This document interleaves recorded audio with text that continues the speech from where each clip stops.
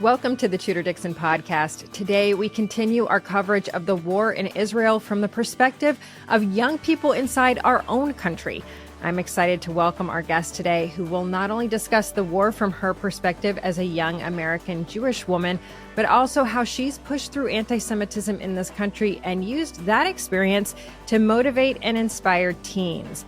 Rayna Rose Exelbierd helps teens to build self-confidence, networking skills, personal goals, and learn how to respect others and their cultures. Before I bring Raina in with me, first, I want to talk to you about a product that I have in my home. It's called EnviroCleanse. And when you think about the air in your house, you should ask yourself, if all air purifiers are the same, why did the U.S. Department of Defense select EnviroCleanse to protect and purify the air on board our Navy ships? We use it in our house because one of my girls suffers from severe seasonal allergies, and it has changed her life. No more headaches, swollen eyes, no more bloody noses. EnviroCleanse uses patented earth mineral technology and a hospital-grade HEPA filter. This technology is so powerful, it actually destroys cold and flu viruses, COVID, like I said, allergies, mold, and even more. Their hospital-grade technology is so powerful, it's used in thousands of classrooms. Their promise is fewer colds and allergies and better sleep, and you will receive a free air quality monitor with your purchase. Honestly, you should test the difference in your own home. Visit ekpure.com, use code Dixon for 10% off your EnviroCleanse home air purifier unit and free air quality monitoring system, plus fast free shipping. That's $150 savings. That's ekpure.com, code Dixon, ekpure.com, code Dixon. Now I want to bring in Raina. She is a motivational speaker, author, and mentor. Raina is the founder and CEO of her organization, The Rose Grows, and author of The Girl Who Said Hello to Everyone. And that title, Raina, is so appropriate for right now and today and what's going on. Thank you so much for joining us. Tudor, thank you so much for having me on the Tudor Dixon Podcast. It's a pleasure to be here. Absolutely. You have a very interesting story because you grew up outside of Florida, you moved to Boca, and you started to experience anti-Semitism there, which really a lot of times people go through something tough and something beautiful grows from that. And I think that is what we can say about The Rose Grows. So can you just kind of go through that with us and how you got to where you are today? Totally. Growing up in Memphis, Tennessee, the youngest of four, I have three older brothers.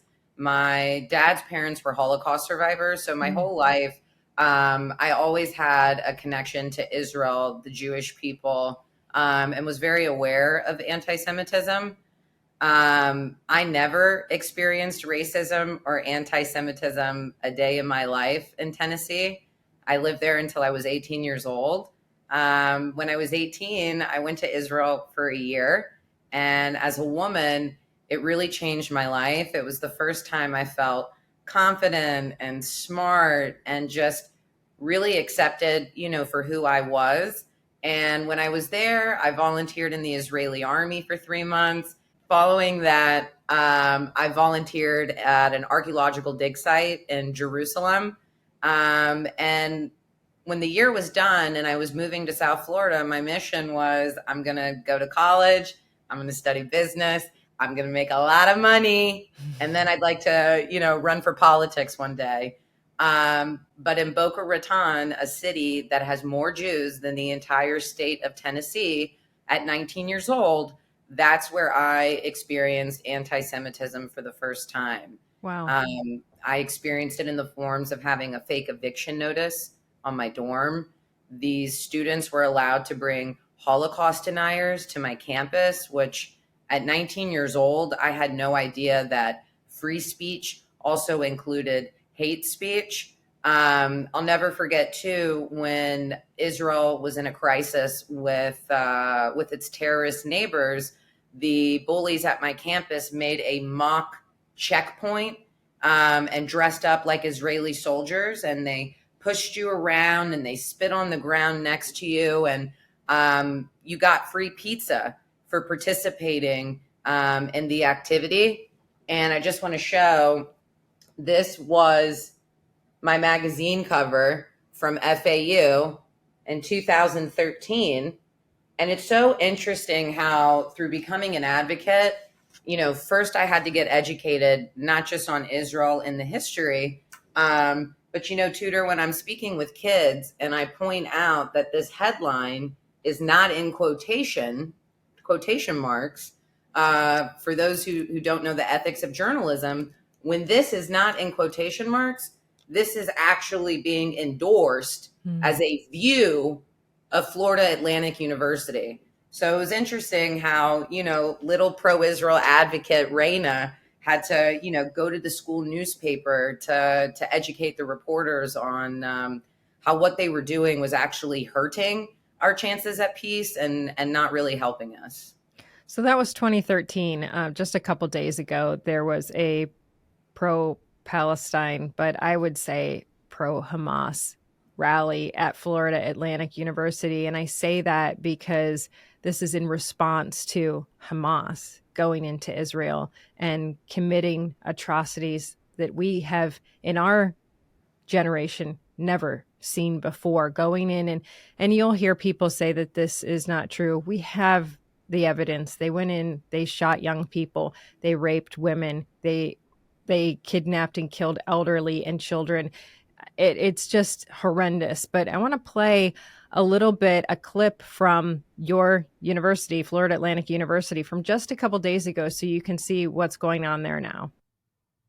Baby killers! Baby killers! Baby killers! Baby killers! Yes, Hamas! Baby killers! Yes, Hamas! Yes, Hamas!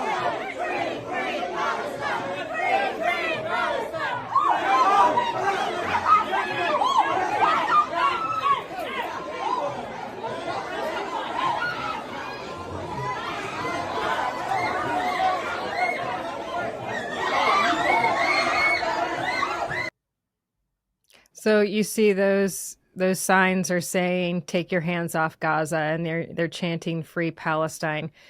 Let me again reiterate, this is in response to a surprise terrorist attack against Israel, not against Gaza, not against Palestine.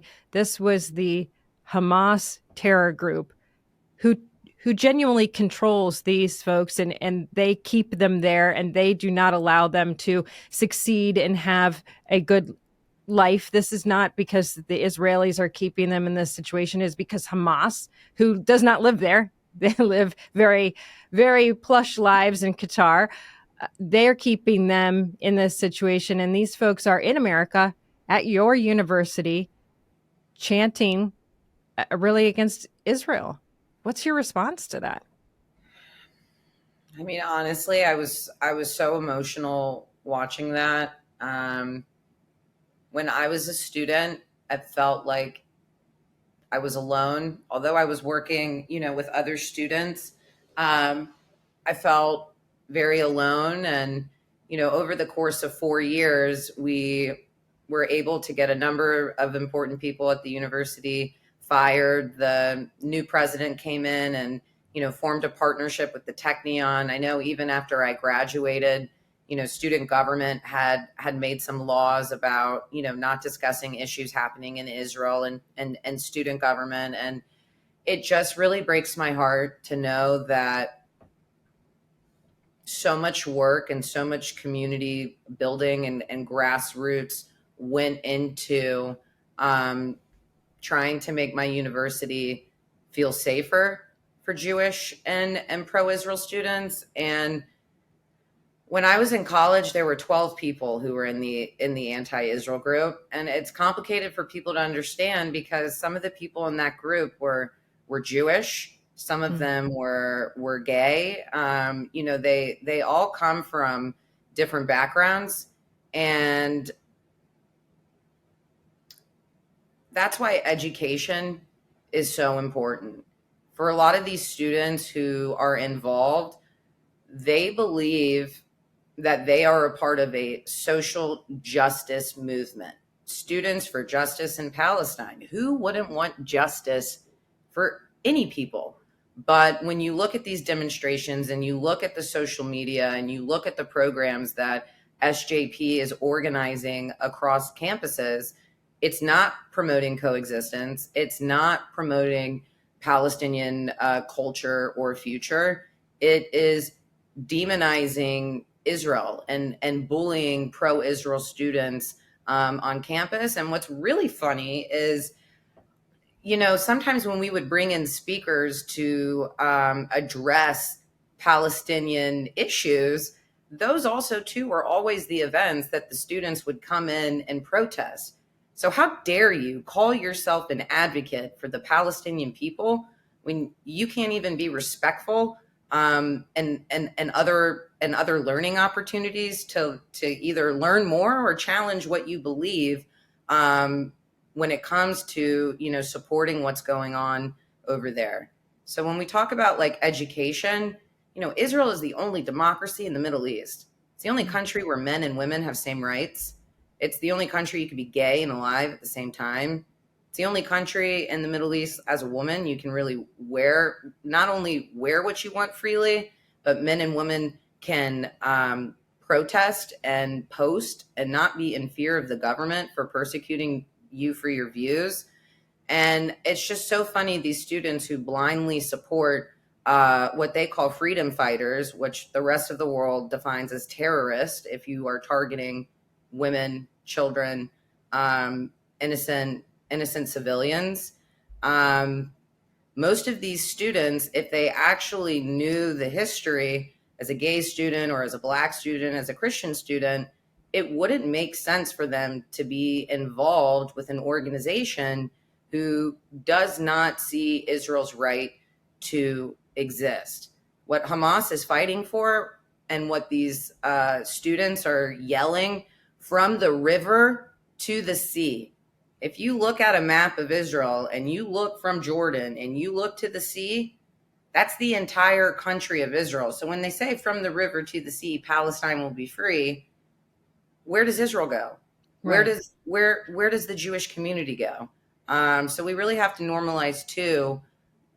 Coexistence means accepting a Jewish neighbor. And at minimum, if you don't recognize a Jewish neighbor, then how can we ever talk about having a peace amongst multiple people? I think it's important. On Friday, we had a gentleman on who told us, you have to understand that there would be no attack in Gaza had this terror attack not occurred. This is not something that Israel is going out and saying, hey, we just want to go over there and attack. These are the rules of war. That was not. This was terrorism.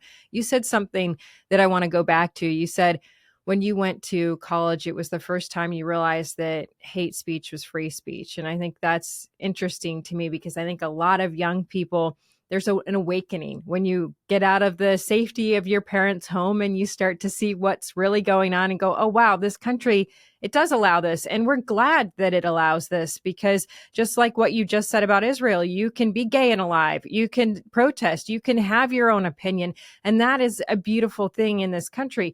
I think the thing that has shocked Americans this week is the number of American youth who have come out with anti-Semitic comments. It's not just that they're rallying for something. And I think you also pointed out something where there's this need for people to feel like they are involved in something that promotes social justice, that they are out there saying, I am going to protect people. And in this case, they do not fully understand what they are out there rallying for. And we've seen this, whether it is reporters to college students to millennials, we've seen this lack of understanding.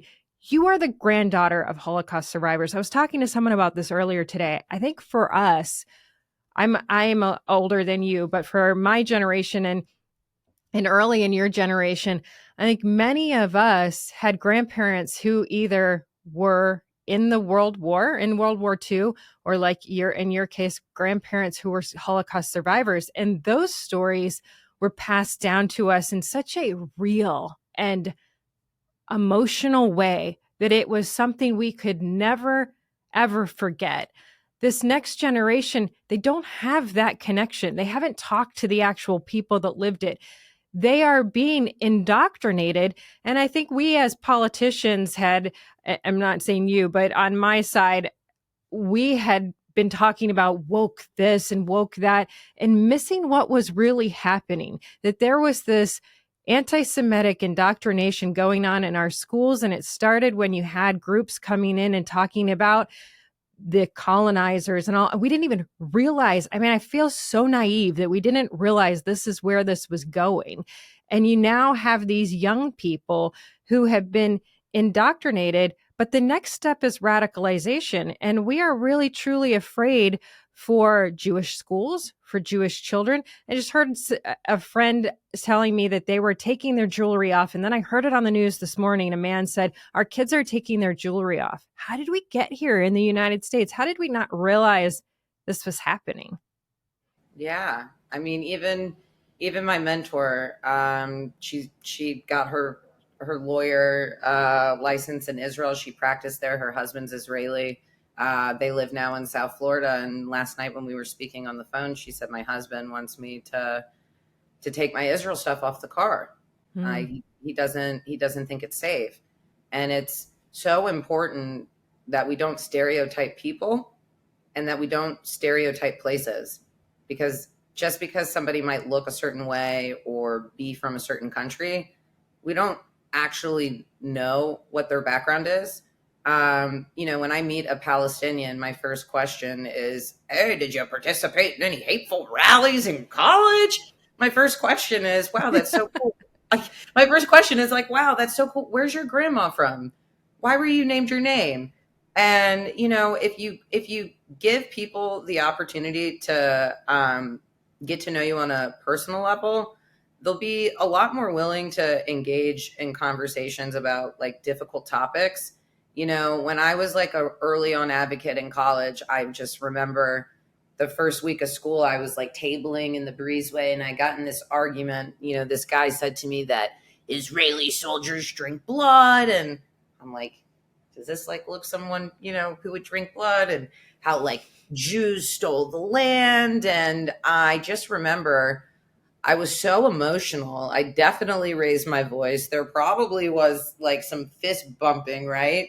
But what I've like learned through my journey of being an educator is you have to keep your cool.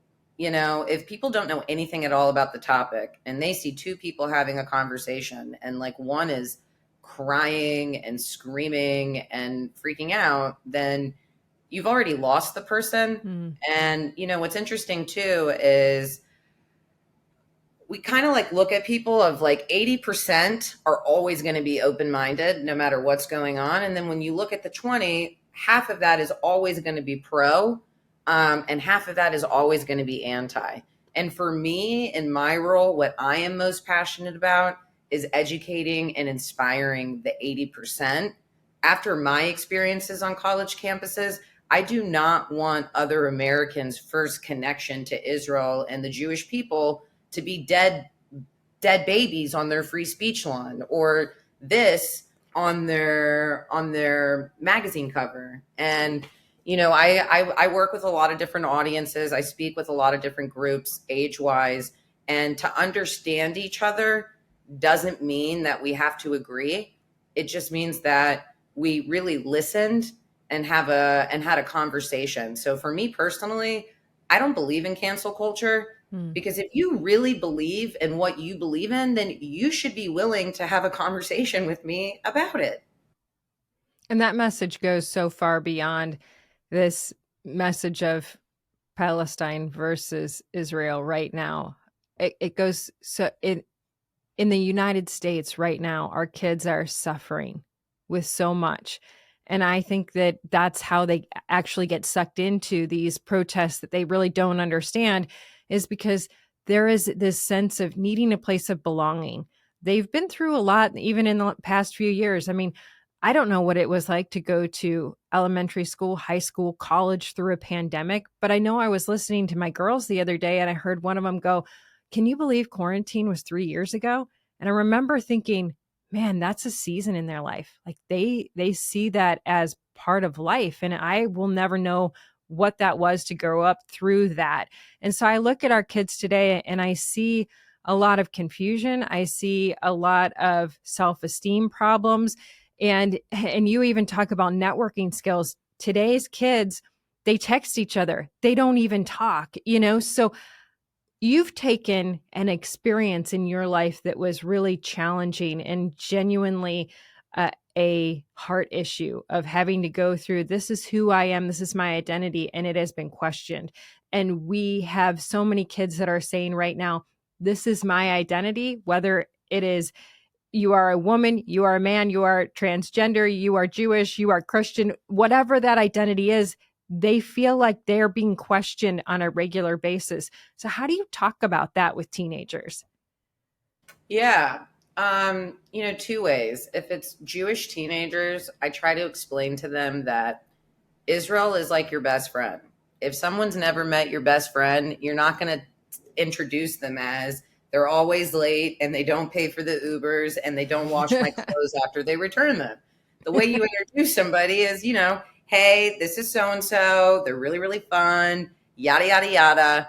And I think like the biggest issue here when like it comes to self-confidence and also in relation to Israel, we as individuals and Israel as a country has a right to be imperfect. Let me let that sit for a second. We have a right to be imperfect.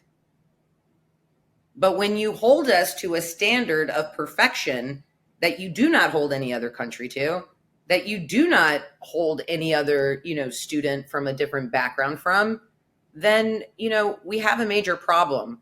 So for me with the kids, since I started publishing the children's books, I think one of the most powerful things that I do with my work is when I go into schools and I lead assemblies and I talk about my experiences with anti-Semitism. I talk about my experience with anti-Semitism in college. I also talk about my experiences being in an Orthodox Jewish school, being bullied by other Jewish students because I ate pork and they all kept kosher. And throughout the program, I'm asking the students to say out loud, when are times people made you feel bad for being different? And some of the kids, they'll talk about being autistic or having diabetes, or I can't tell you how many times there's always a kid who says, it really, really hurts my feelings when people call me a teacher's pet. And me on stage in front of 700 kids, I'll say, raise your hand if you ever called someone a teacher's pet, myself included. And for a lot of these children, they're not exposed to these perspectives unless they're immediately in their family. But when all of a sudden their classmate shares challenges that they, have faced with their identity, or say out loud times that they've helped other people, I really want to empower young people to be proud to be different. I want to encourage them to be the first to say hello. And I really think if we can teach children at a young age how to listen to each other and to be kind, then not only will they not be burning Israeli and American flags when they go to college, but for some of these parents who never got it, maybe their 7 or 8-year-old could teach them a thing or two about kindness, connection, conversation, resilience. And your first book is about this. It's the girl who said hello to everyone. There it is. Yeah. And my new book that comes out in December is called The Girl Who Wore Two Different Shoes. I'm actually going to be in Tennessee for a 2-week book tour, about 13 programs, 6 different schools, speaking to a little over 3,000 students plus their faculty members. And again, most of those students are not going to be Jewish. For me, I want to be a light in the places where nobody has ever brought a survivor, or go into schools where possibly no one has ever met a Jew. When I first started my work out of college and I was working in the nonprofit world, I thought Israel was so controversial. No one's going to care about what I think, only Jewish people. But the more I went into schools and I shared my story, I realized so many children can resonate with what it feels like to be singled out and to not be allowed to sit at the lunch table, And the biggest thing too, and what inspired me to start the Rose Grows 4 years ago, is I realized There are so many kids out there who want to be leaders, but not all of them have access to positive mentors, especially if they're only following people on TikTok. Not all of these students come Wow, from yeah. a faith-based background where they have opportunities to get involved with their church or their synagogue, to travel and gain leadership experiences. So, and everything that I do, I really want to empower young people to do that first big thing. But I also really emphasize to them that when you do it together, when you work with people who are different than you, different in talents and different in backgrounds, then sometimes what you're able to create, what you're able to make is beyond anything, that you ever imagined. It's interesting to me because I think about my own kids, and we don't really have a lot of assemblies where the kids come together and hear a speaker like this. But I remember in school, this was a couple times a year at least. And I think that it was, it just had never even struck me before you said that, how impactful that is as a kid to hear someone who comes in and they're young and they say, this is what I lived through, and you can relate. And I think so often that's what kids need more so than, don't do this or don't do that, live this way. I get you. And I think that's what kids are finding on TikTok in a really negative way. I get you in this way and, rebel and do this. How do we talk to more schools about this? How do we get more people like you out there inspiring young people? Because we are in this mental health crisis right now. And I do believe that a lot of that has to do with kids having no understanding that there is a rainbow on the other side. There's something bright to get to. Truly, if I could speak in elementary schools and that was it, I would be so happy. But the truth is, financially, a lot of these schools don't have budgets. Many times I'm having to get grants or find sponsors. And what's really interesting with my assembly is it meets the state standards in Florida on Holocaust education in terms of contextualizing, understanding differences and what anti-Semitism means. In Tennessee and other states, guidance counselors are very supportive because it helps with the social emotional learning. The only reason my book came about was because when my father passed away, I wrote a poem about him in my journal. So another big thing that I really emphasize with the kids is not just journaling, and I give them different practical tools for how to do it. But the significance in writing a thank you note, because I'm 31 years old. I think I got my first AOL email in first grade. But I grew up at a time where, when I was bat mitzvahed, I couldn't take the present until I sent the thank you note, right? And when I was growing up, you could check email once or twice a week. It wasn't like this daily thing. And for a lot of children, when I'm going into the schools, for many of them, I'm teaching them how to write their feelings for the very first time. Does that necessarily mean that they're going to be, a writer or a speaker? No, but these children, they really, really, really need outlets. And unfortunately, there's not really places for them to talk about their challenges out loud. I'll never forget, I went into an Orthodox Jewish school and I did a female empowerment program, and it was so just emotional and amazing. And when I had spoken to the principal afterwards, she was like, half the day they're studying Jewish classes, half the day they're studying English classes. There's never a time for the girls to just come together without, an adult, a teacher in the room for them to really just express what they're going through. And when we do these exercises, again, it's not about being best friends with whoever's sitting next to you. It's about having empathy, right? When I was growing up and I went to that Orthodox school, the people who came from out of town, I just thought, oh, they don't have a Jewish school in their community, so that's why they come here. When I did that exercise with the teen women, and some of them talked about, sexual abuse, drug abuse, having terrible, terrible parents, and just some of the traumas that they've been through as teen women, not loving their body, abusing Adderall, all these different things. It was such an emotional experience because all of a sudden how we carry ourselves on the outside was put to the side, and our soul and our heart was brought to the front. And throughout my life, there's been a lot of people who try to make me feel bad for shedding a tear there, or being emotional. I did a 14-minute interview the other day on the news. I was emotional for 3 seconds of the 14-minute interview, but they headlined it as "emotional Jewish woman." ... So I'm like, okay, like there's the double standard, like Right. clickbait. So even though we have come very far as women, and we have come very far as Israel advocates, it's important to not get lost in the challenges, because the challenges are always going to be there. And in my opinion, we should take that challenge and we should use it as a catalyst to create change. And if people don't want to hear my message, then I'll go talk to somebody else. I'm not going to change who I am or stop sharing my story, because that is infused in every single thing I do, whether I'm speaking on a college campus, a corporation, teenagers, or I'm having, 700 elementary school students write a happy birthday card to a child who has no friends.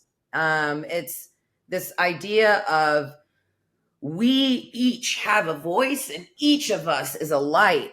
But when we can come together and amplify each other, especially if we're from different communities, then people start listening, and then people really start paying attention. Well, I think it's so important also to recognize that as parents, and I know a lot of our listeners are parents, as parents, we can only put so much, we can only fill our children's bucket so much that they get that there is, like I said, a bright side. There is green grass. There are happy days. There sunshine will come out again. And when you hear someone else's experience, you go, okay, well, this is meaningful. So I think it's important that our schools understand that our kids need these speakers, that our kids need multiple voices to speak into their lives and speak into their future, and to breed something that they may not know was there, plant that seed.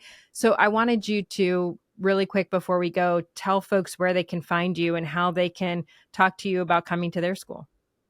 Thank you so much, Tudor. You can find me on all social media platforms at The Rose Grows. My email is Raina, Rayna, at therosegrows.com. In addition to all the stuff that we talked about today, I also do a lot of work with Holocaust survivors. Unfortunately, this is, they're getting old. It's getting harder for them to move around. It was really tragic. Yesterday, a 98-year-old Holocaust survivor passed away, and I had to call a 95-year-old Holocaust survivor to tell her about it. And we used to speak together in schools all the time. And at the end of the call, she was telling me, she was losing her mind, and, she couldn't remember my name. So I urge people listening that we should not wait for Holocaust Awareness Day or Holocaust Month to start educating, because as we can see what's unfolding in the Middle East, and right now, not just on college campuses, but kindergarten through 12th grade schools, we need to be teaching our children, because never again is right now. Jewish people were targeted in their own homes. So it's important for the world to realize that even though some of these topics might be heavy, we are doing our children a service when we expose them, and empower them. And that also comes too with outlets outside of school, in order to build confidence with some of those skills that they have, whether it be speaking or graphic design, whatever it is, because not everyone is going to be a straight A student. Not everybody does excel academically. So as a community, when we're looking at the children of today, we need to really be cognizant of how can we empower our children to channel their gifts for good, and to explore in a way that is safe, but more importantly, emboldens the child so that maybe at 31 years old, they may have their own company too. Yeah, right. I love that.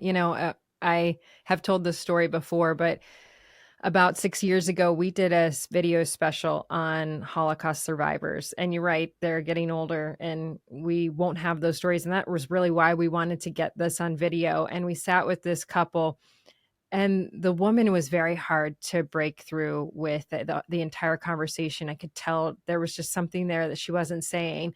And as I walked out, she grabbed my arm, and you could see anger and pain in her eyes. And she looked at me and she said, "They hate the Jews and they'll do it again."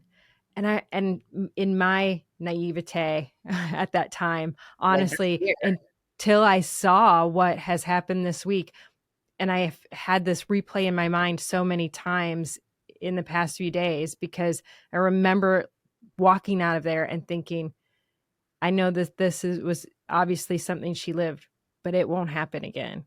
No one would make this mistake again. And here we are. So I can't tell you how much I appreciate having you on and what you do, because it is so important that we remember that woman and know that we will never let people forget what happened to her.